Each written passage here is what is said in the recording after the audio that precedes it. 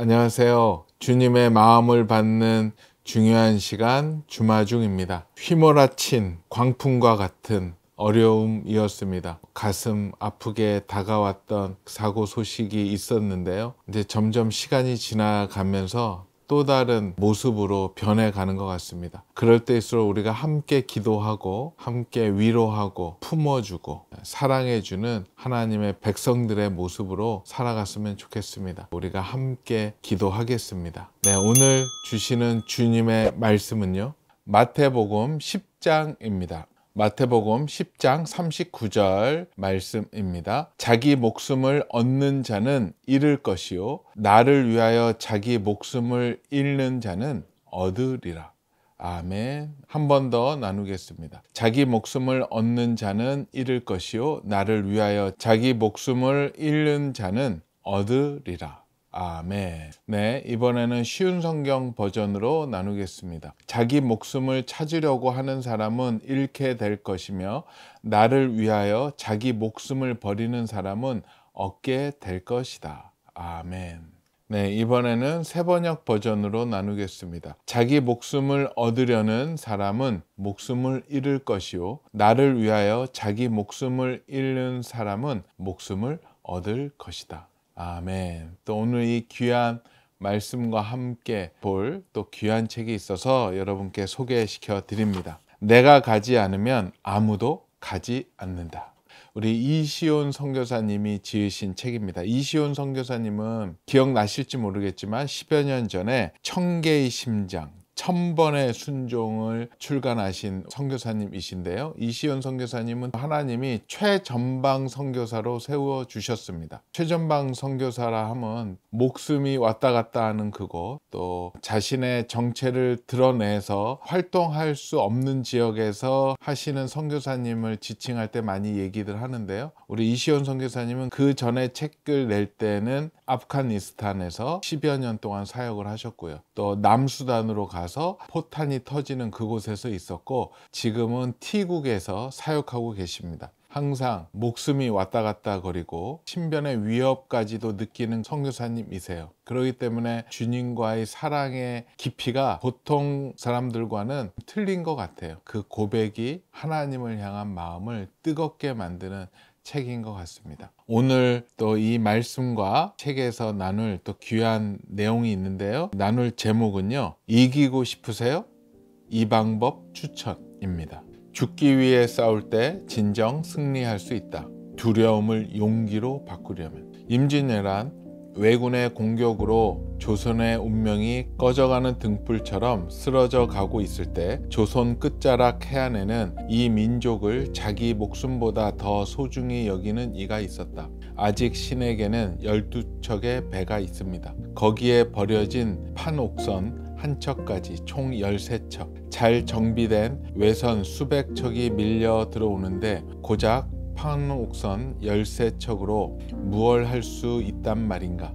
죽이고 빼앗고 약탈하는 전쟁 한가운데 있던 이순신 장군의 전쟁은 역사상 전무후무한 해전으로 남는다. 13척의 배와 두려워 떠는 군사들을 데리고 어떻게 전쟁에서 이겼을까? 내가 정말 알고 싶은 것이다.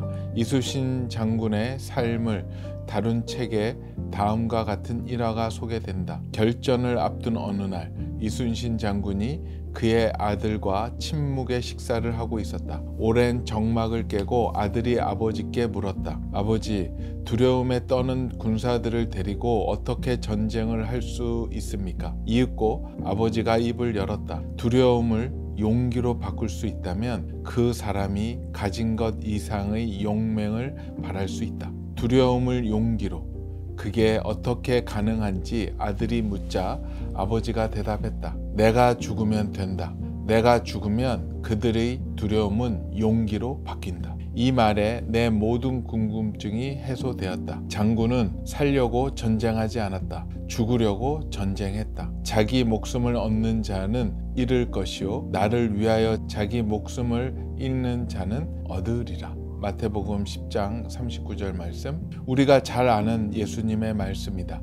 죽기 위해 전쟁한 자의 어깨에는 사랑하는 가족보다 그의 민족, 조선의 백성이 있었다. 자신의 패배가 조선의 패배로 이어진다는 경고 어린 심장의 소리가 한 장군으로 하여금 한 나라를 살리게 했다. 장군은 군사들을 앞서 보내고 후방에서 주의하지 않았다. 늘 선두에서 빗발치는 왜군의 총탄을 가장 먼저 막아냈다. 군사들이 공포와 두려움으로 주춤할 때 장군이 탄 배는 죽음의 적진으로 돌격했다. 그는 죽음 앞에서 물러서지 않았다. 죽음을 이긴 전쟁이었다. 나의 죽음이 내 군사들의 두려움을 용기로 바꿀 수 있다. 살기 위한 전쟁이 아니라 죽기 위한 전쟁. 하나님은 당신의 아들 예수를 이 땅에 보내셔서 죽음으로 뜻을 이루셨다. 한 민족을 살리기 위한 한 사람의 죽음이 아닌 온 인류를 살리기 위해 죽어야만 했던 분. 제자들이 두려워 벌벌 떨며 당신을 버리고 뿔뿔이 도망쳤을 때 그들의 두려움을 믿음의 용기로 바꾸신 분, 바로 예수님이시다. 베드로가 힘있게 말하되 내가 주와 함께 죽을지언정 주를 부인하지 않겠나이다 하고 모든 제자도 이와 같이 말하니라. 마가복음 14장 31절 말씀. 내가 주와 함께 죽을지언정. 불과 몇 시간 전 예수님과 함께 죽겠노라 고백한 베드로와 제자들은 십자가 앞에 서신 예수님에게서 비겁하게 도망쳤다. 사람이 그렇다. 환경과 상황 앞에 늘 마음이 바뀐다. 우리 안에 있는 마음은 늘 우리를 편리하고 이익이 있는 쪽으로 이끈다. 의리도 정의도 최소한의 양심도 이 마음을 이기지 못한다. 내가 그 자리에 있었다면 나는 어땠을까? 나는 매일 베드로의 고백을 하고 있다. 주님과 함께 땅끝까지 가겠습니다. 제가 죽을지언정 주님을 떠나지 않겠습니다. 하지만 어떤 상황이 발생하면 이 고백은 언제 그랬냐는 듯 내 등 뒤로 숨고 당장 눈앞의 이익에 눈이 멀어 버리고 만다. 나도 베드로처럼 결정적인 순간에 죽게 등 돌릴 수 있는 사람이다. 이것이 두렵다. 그런데 예수님이 이 모든 것을 알고 계셨다.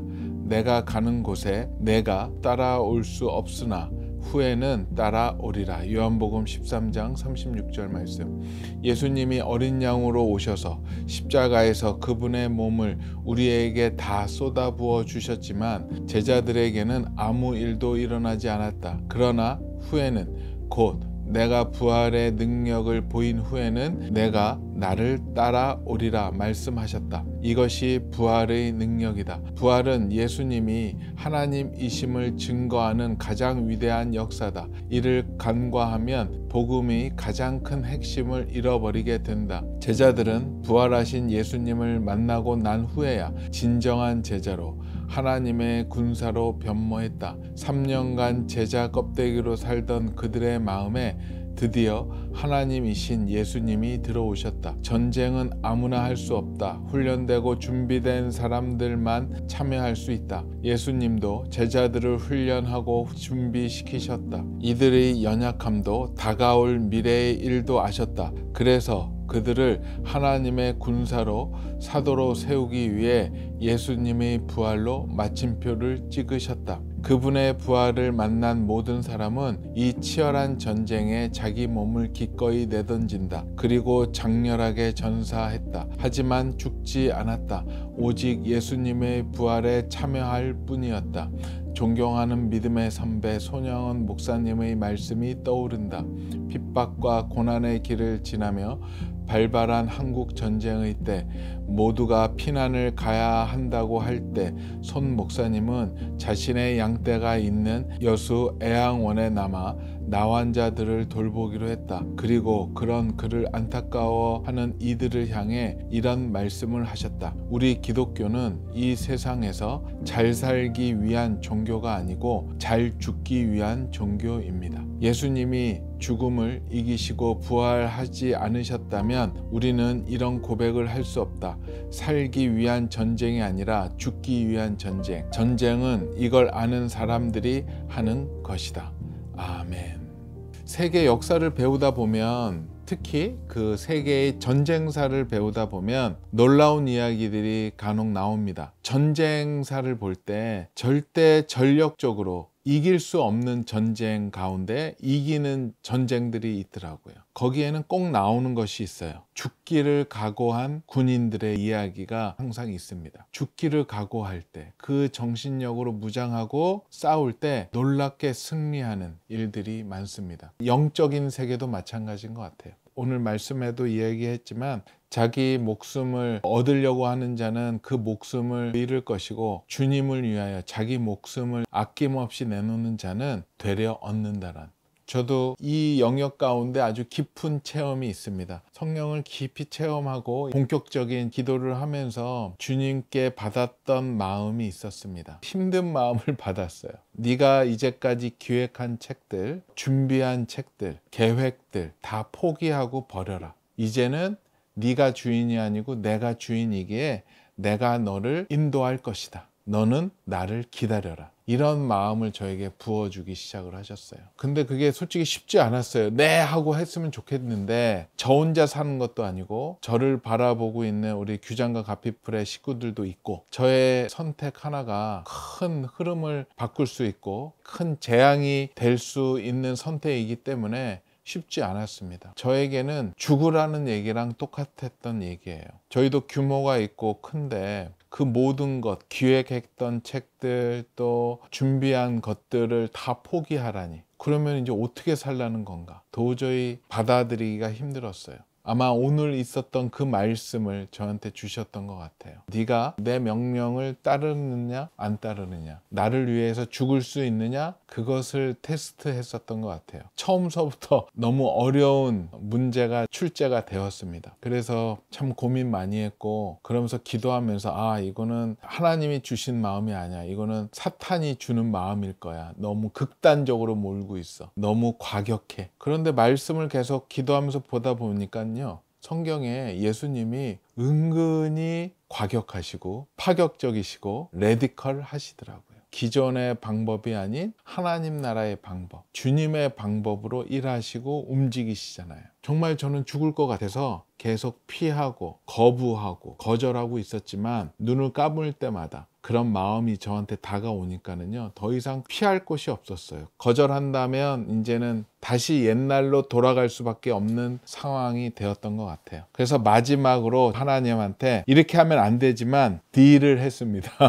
하나님께 부정할 수 없는 말씀이든지 어떠한 사인을 저한테 보여주시면 순종하겠습니다. 아니면은 극단적인 마음으로 치부하고 말겠습니다. 그렇게 이제 주님 앞에 딜 아닌 딜을 하게 되었죠. 성령님을 깊이 만났을 때가 3월 1일이었는데 정확히 날짜를 써놨습니다. 하나님의 사인이 도착한 날이요. 2007년 5월 12일 날, 그날이 토요일이었어요. 금요일 날에도 열심히 기도하면서, 그때 항상 성령 충만했기 때문에 계속 그 부담감은 있었지만 항상 그래도 기뻤습니다. 그때는 막 잘 때도 주님의 말씀 가운데 자고 싶어서 가피풀 성경 음성 지원이 되거든요. 성경 낭독이 있어서 그것을 딱 틀고서 이제 잤습니다. 그렇게 잤는데 꿈에서 저의 그 인생의 말씀이 처음으로 보여주셨어요. 지금도 선명합니다. 이렇게 전광판들 있잖아요. 글자가 뭐 긴급 속보 이렇게 지나가듯이, 그런 전광판이 꿈에서 이렇게 봤는데요.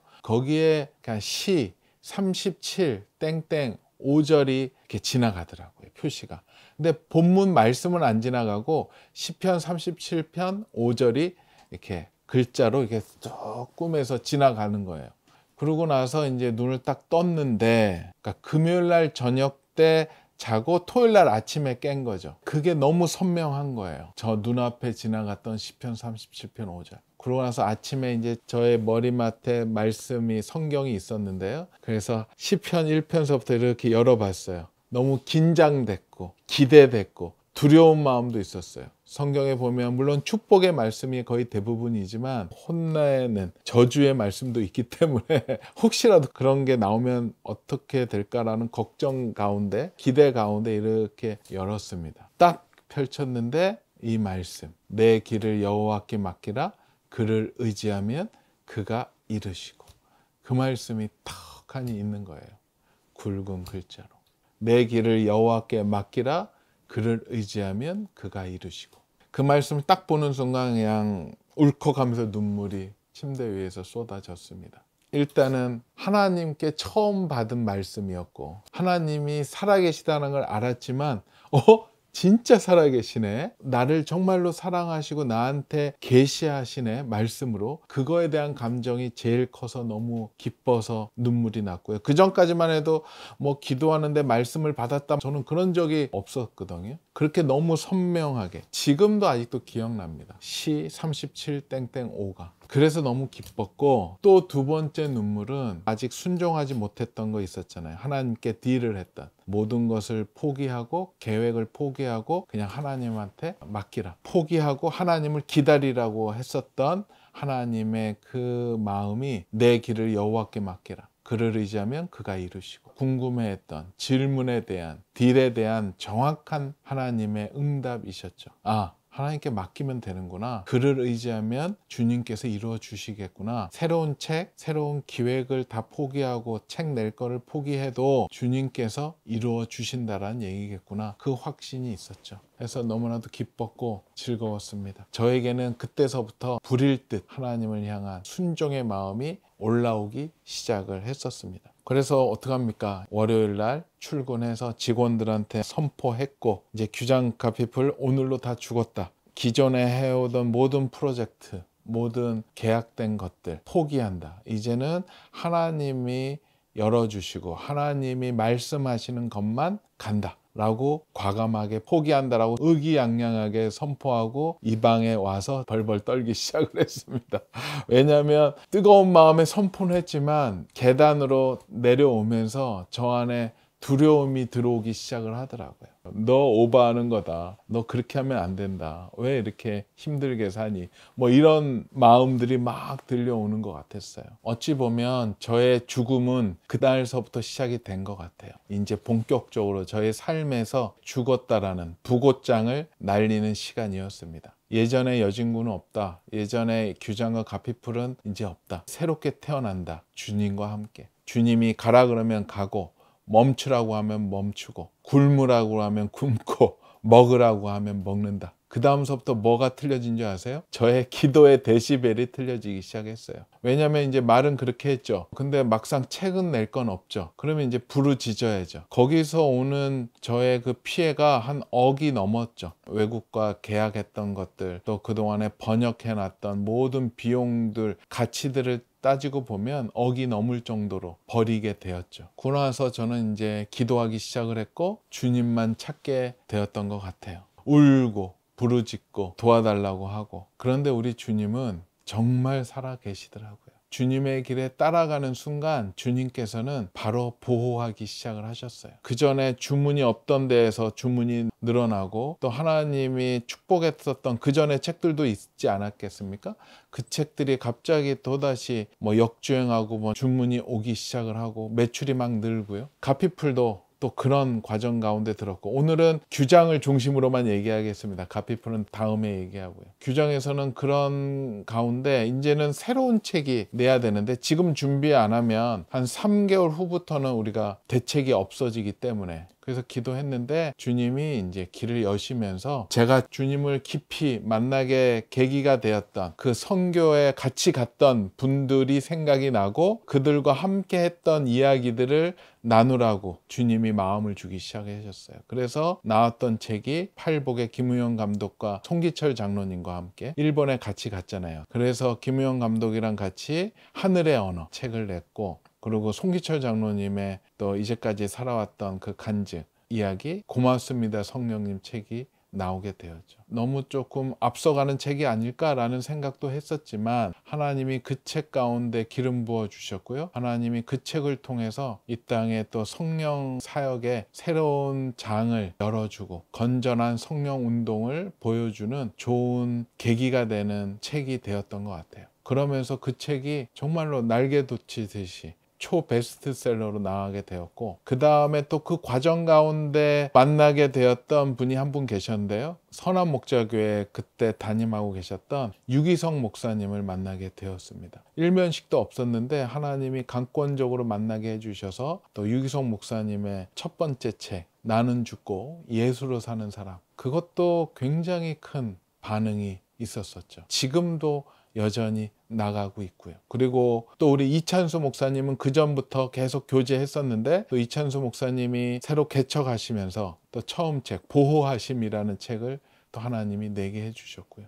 또 그 외에 계속 하나님이 한 분 한 분 하나님의 사람들을 만나게 해주셨어요. 그 다음에도 김용희 선교사님, 김하중 장로님, 하나님의 대사, 그 책을 나오게 하셨고, 그 전까지 기획하고 계획했던 수준과는 완전 틀리게 하나님이 기획하시고 예수님이 연결해 주셨던 그 저자들, 책들의 질과 그 수준이 제가 기획한 것보다 100배 낮죠. 그 전에 뭐 그런 분들 만날 생각도 못했을 것이고, 또 연결할 능력도 없었는데 하나님께 모든 것을 맡기고 기다렸더니 하나님이 그 모든 분들을 만나게 해주셨던, 내 뜻과 내 생각, 내 지식, 내 마음을 포기하고 죽일 때 그곳에 주님의 뜻, 주님의 생각, 주님의 지식, 주님의 마음이 들어갈 수 있습니다. 그 길이 진짜 살 길입니다. 우리 지금 주마중 식구들은 어떤 길을 가고 계세요? 주님께 의탁한 삶, 의지하는 삶이 우리에게는 행복한 삶임을 자신 있게 고백하고 나눕니다.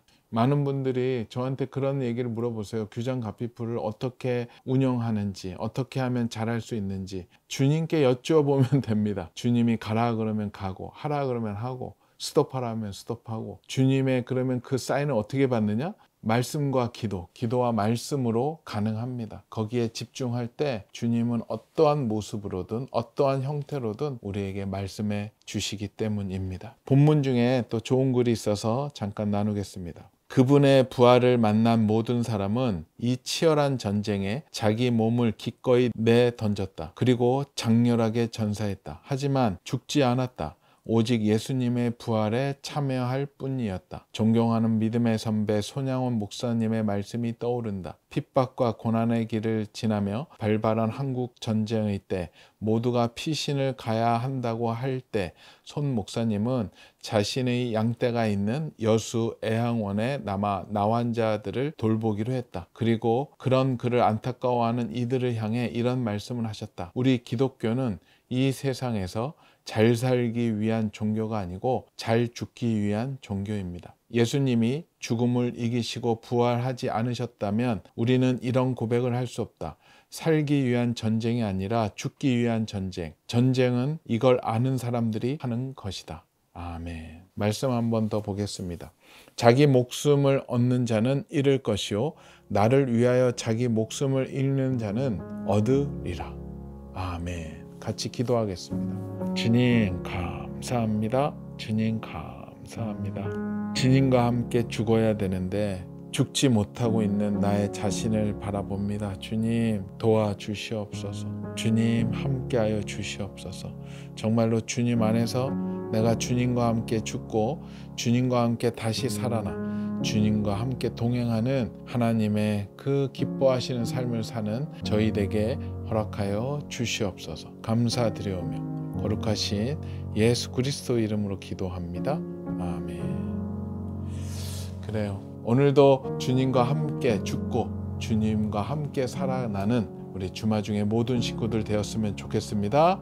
오늘도 블레싱.